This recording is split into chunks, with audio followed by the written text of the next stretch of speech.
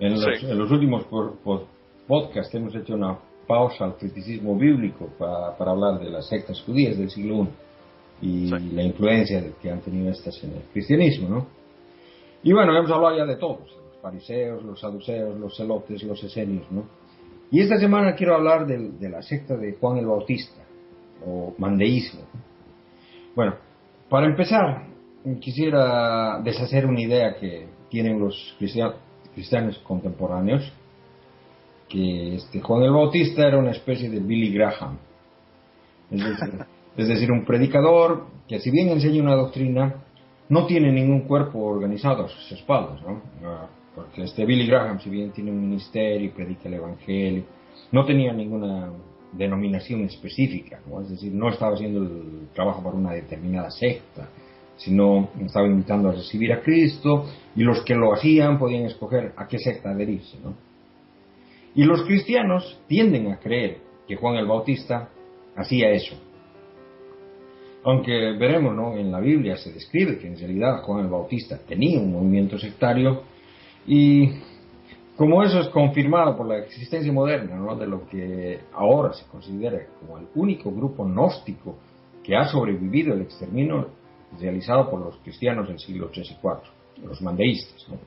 En la actualidad aún existen muchos creyentes de este grupo en algunas zonas de Irak e Irán. Y aunque las persecuciones, ¿no?, por parte del integrismo islámico han provocado una gran emigración y dispersación de estos, ¿no? Es una pena, porque parece que no van a sobrevivir este ataque islámico. Bueno, la única manera por la que Juan el Bautista es descrito en los evangelios es con sus ministerios del bautismo, donde todos eran bautizados, y en cada una de sus palabras, ¿no? Esto implica más o menos que había un movimiento sectario detrás. Y para simplificar, voy a suponer, ¿no?, que ha existido un Juan Bautista histórico. Algo que no es del todo seguro, y que al menos yo, con mi característico escepticismo, dudo mucho. Pero que si existió un personaje como este y que tuvo un ministerio así descrito con los evangelios, uno tendría que preguntarse, ¿no?, ¿a quién diablos bautizaba todo el tiempo?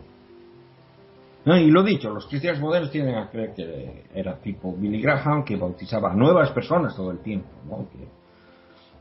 Sin embargo, es mucho más probable que si ha estado activo algún tiempo, lo que hacía era bautizar a la misma gente todo el tiempo, ¿no? Más o menos como lo hacen los mandeístas modernos, ¿no?, que se bautizan a sí mismos todos los días como un acto de purificación. Y como hacían los esenios, de los cuales hablé la vez pasada, ¿no?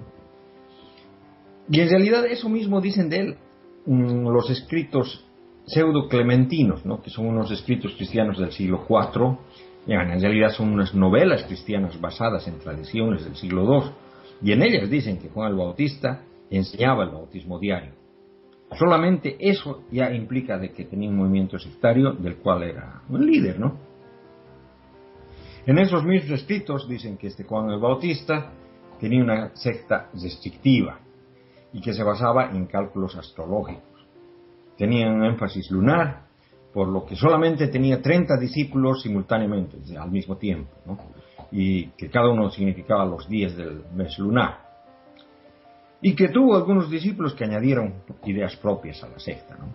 Y uno de ellos fue Dositeos, el Mesías samaritano, que ha sido el fundador de una secta gnóstica y que, según los mandeístas modernos, es uno de sus fundadores. Luego tenemos a Simón el Mago, un personaje que aparece en los Hechos de los Apóstoles, también aparece en los escritos de Flavio Josefo, y que, según las últimas hipótesis realizadas por Robert M. Price, es el Pablo histórico. Bueno, esos eran los discípulos de Juan el Bautista, ¿no?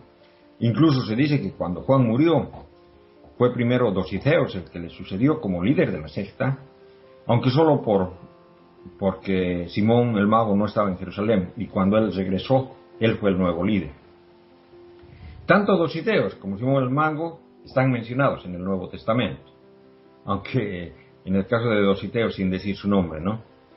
Y es en el caso de la historia de la mujer samaritana en el Evangelio de Juan, en el capítulo 4:1, que tiene que ver con Dositeos, porque Jesús les responde, ¿no?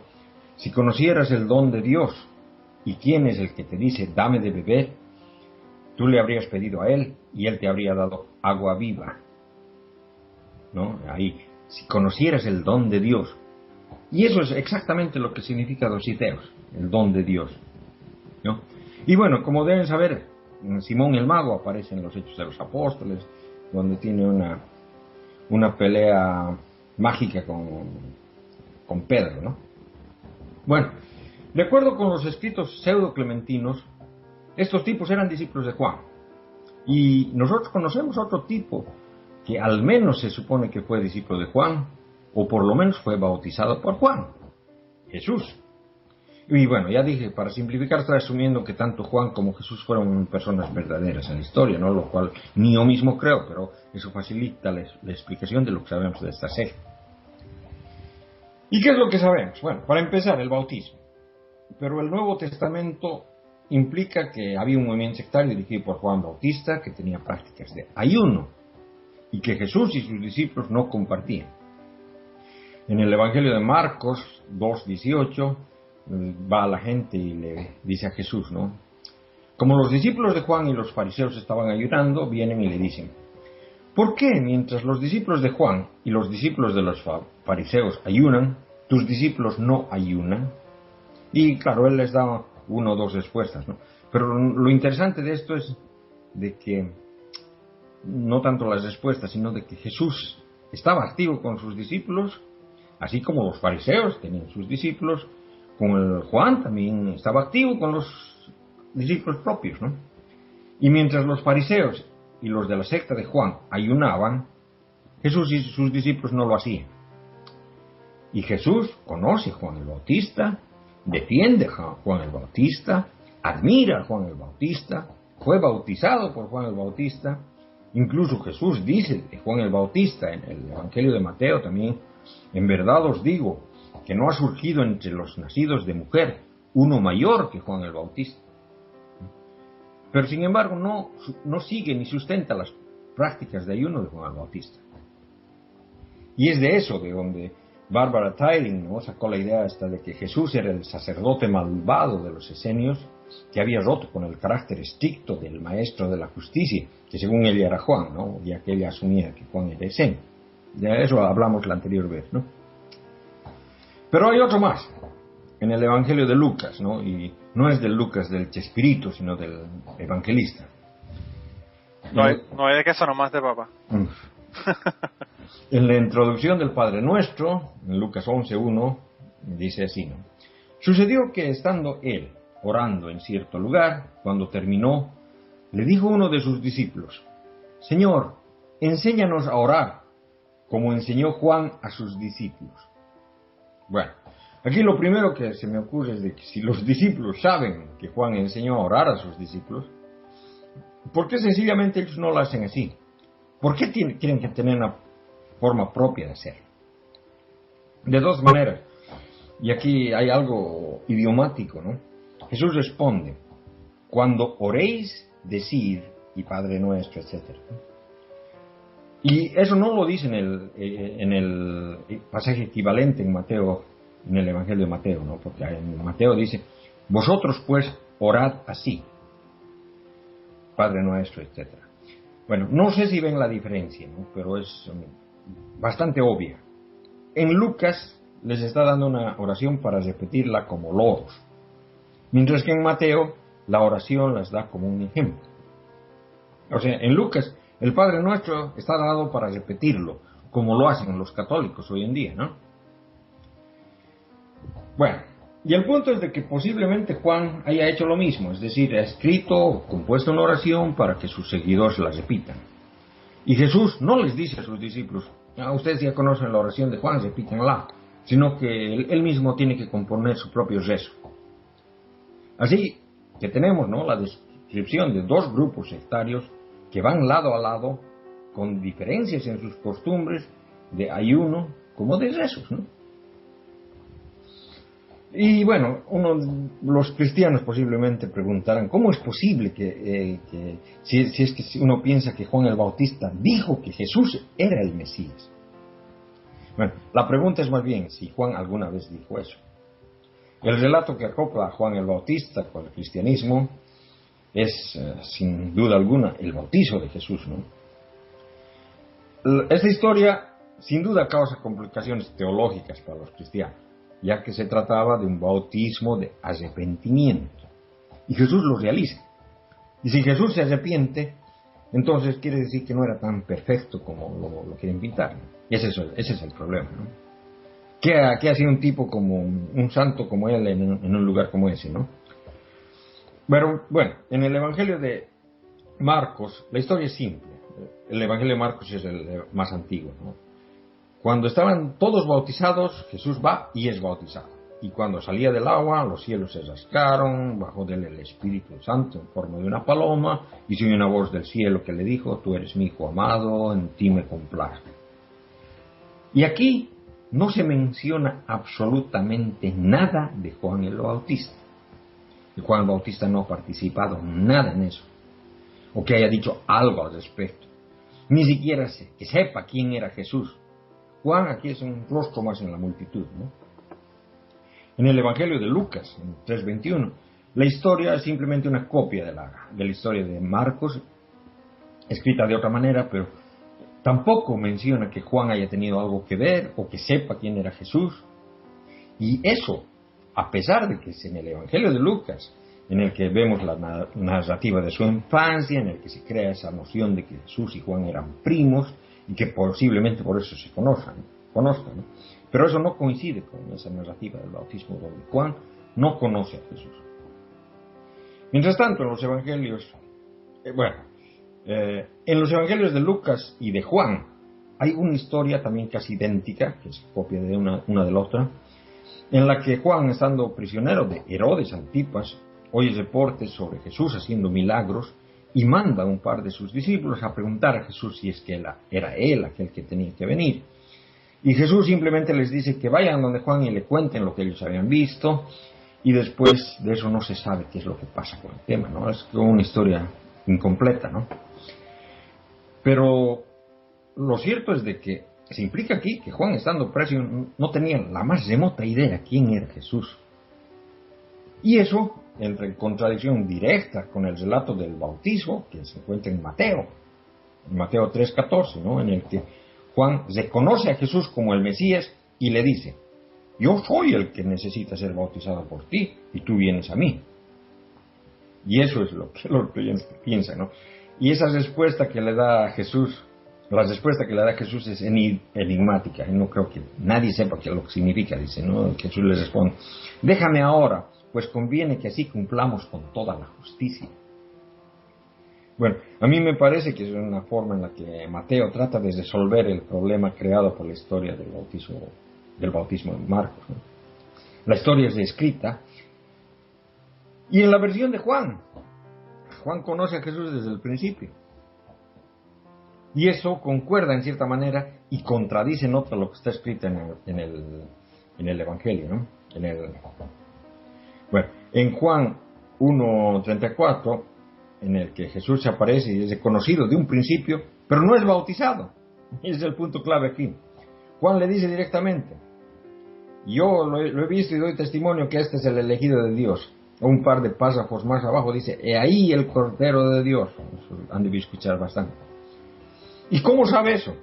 Porque él, el que le ha enviado a bautizar con agua, le dijo: aquel que veas que le baja el Espíritu y se queda sobre él, ese es el que bautiza con el Espíritu Santo. Bueno, otra contradicción es de que, en Mateo el Espíritu desciende después de que Juan es bautizado, y por eso después de que Juan ha reconocido a Jesús como el Mesías. Mientras que en Juan no hay bautizo y desciende directamente el Espíritu, y recién después de que desciende el Espíritu, Juan reconoce a Jesús.